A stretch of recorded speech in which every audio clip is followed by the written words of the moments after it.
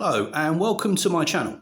If you are that one returning viewer, thank you for returning. And if you're a first time viewer, stick around, don't go anywhere. I really need the views, okay? Now, before I start today, I have a special treat for the viewers of this wonderful channel.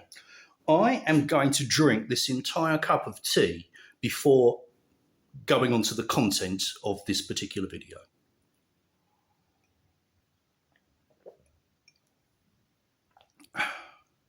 I'll tell you what, I'll finish it later. Okay, so what are we talking about today?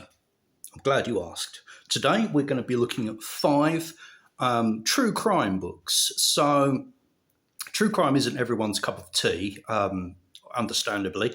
But here I've got, I think, 5 books, which I'm going to give a quick presentation of. And hopefully you'll find something here that you like. I'm not going to go into any great detail on any one book because there are 5 of them and it would take ages. And also because I think each of these books deserves kind of a review in its own right. They really are very good. So, as I say, hopefully there'll be something here that will capture your interest. I would recommend all of them wholeheartedly.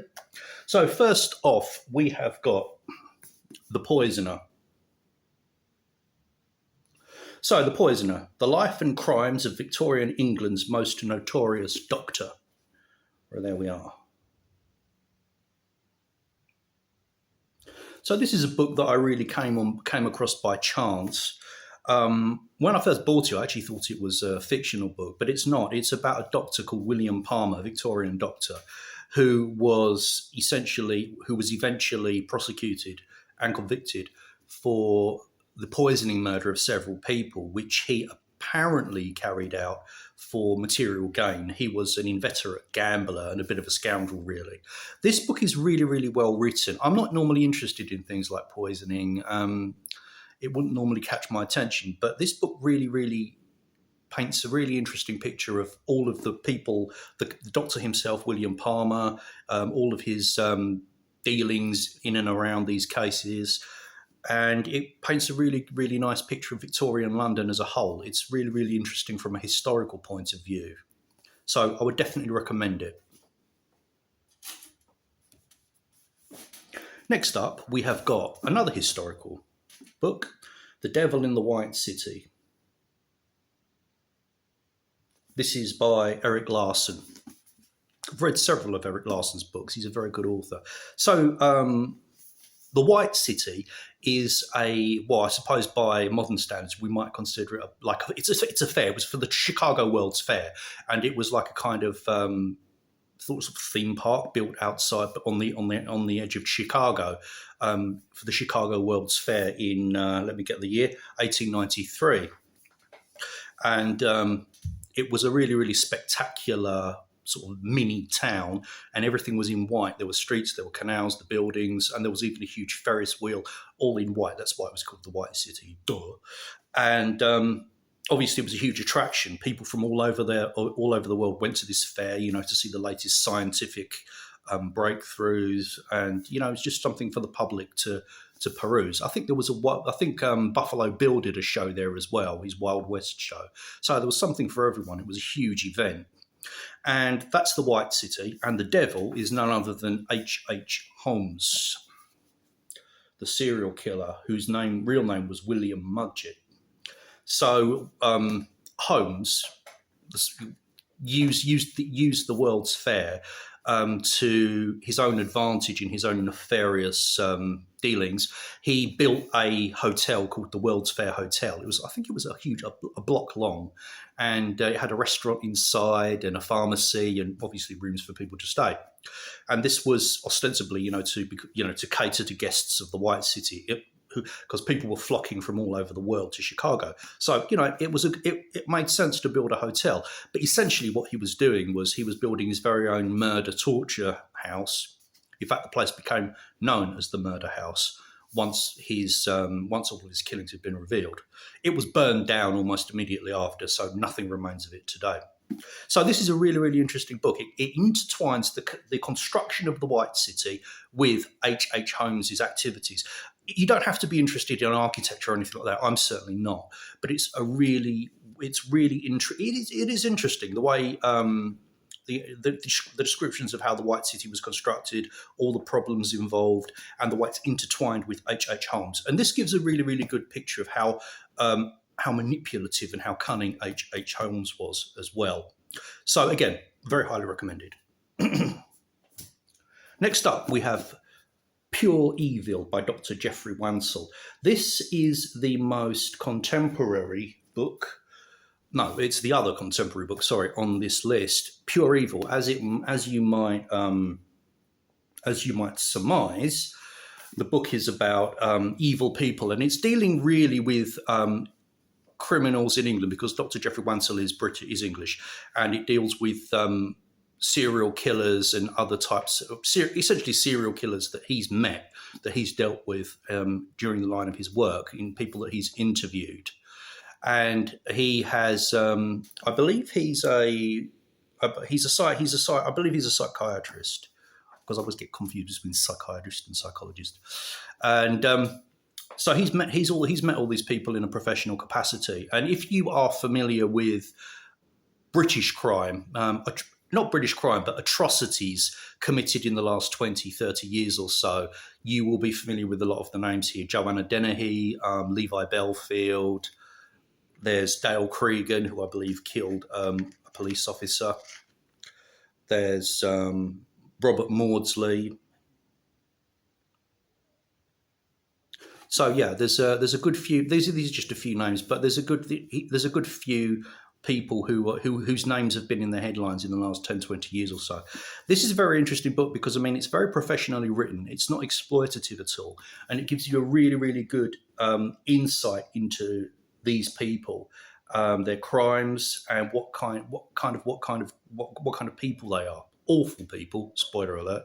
But it's very, very interesting. Now, Geoffrey Wansell's a very, very good author. He's a professional, and he writes this book in a very professional. It's very, very professionally written. It's very engaging, but there are no shock tactics. There's no sort of cheap. There are no cheap sort of. There's nothing cheap or tawdry about it. It's very, very good. It's very well written. Next up, we have Forensics, another contemporary book by Val McDermid. She has written a number of fictional books, which I've got to say I haven't read yet. This is the first and only book of hers that I've read so far. As the title may suggest to you, Forensics, the anatomy of crime, it's about forensics, how the police go about collecting forensic evidence.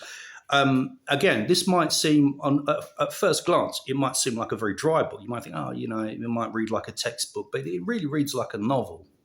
And she also looks at a wide variety of different scenarios. I mean, there's also some fire scenes. She visits war zones, autopsy suites. She interviews professionals. And it's really interesting to have a look at the various techniques that are used. It's very interesting. She gives a really, really nice view into she opens a really nice window into the world of forensics. I knew nothing really about forensics apart from watching a few episodes of CSI here and there. So this was a really eye-opening book. And again, there's nothing exploitative about it. Very well written, very highly recommended. Finally, we're going to go on to another historic book. This book is called The Killer of Little Sheperds. It's by Douglas Starr. And I chose this book because it talks about, at least in my experience, a lesser-known killer. The killer in this case is called Joseph Vacher, and he was French, and he was known as the French Ripper. Okay, that's the moniker he was given. And I chose this book because, first of all, it's really, really superb. It reads like a novel. Like the other books, really. They all read like novels. They're that exciting. They're that interesting. And Joseph Vacher, also, he's not a household name, if we can say that about a killer. I mean, it's not like Jack the Ripper. I mean, Jack the Ripper, I think, has been done to death. I mean, how many books or movies are there about Jack the Ripper? We've all heard of Jack the Ripper. Most of us know the basics about Jack the Ripper. But Joseph Vacher is an interesting case. Essentially, he was kind of even without the murders. He was a shiftless, weirdo, vagabond, psycho case anyway, without the murders. And So, you know, he wasn't someone that people really wanted to be around, even before he was convicted of killing people. But he killed 11 people that are known of. And the interesting thing about this book is it also intertwines the investigation, obviously, into this killer. And it features a man called Alexandre Lacassagne, excuse me for the pronunciation, who was a criminologist, psychologist, and socialist, and he was a pioneer in investigative techniques. And he was the man who got on the case to find this killer of little Sheperds. It really reads like a novel. It's very, very interesting, and it gives you a very, very interesting, if chilling, picture of Josef Vasher. And also, it's interesting to see the techniques that were used to eventually trap him. So again, it's a very, very interesting book. Would highly recommend it. As a quick note, I would just like to say you'll notice there's more historic true crime here than there is contemporary. Generally speaking, I don't like to read. I'm pretty selective about what kind of true crime I read. Generally speaking, I tend to prefer historic true crime. I don't like to read about things that have just been in the papers. So anyway, I hope you found this interesting, and I hope that you saw something that could be useful for you to take a look at. I would wholeheartedly recommend any of these books. They're all a great read. They're all interesting, and they're all a fun read, you know, as much as reading about such horrible things can be fun. Okay, so thank you for watching, and hope to see you next time on my next video. Bye-bye.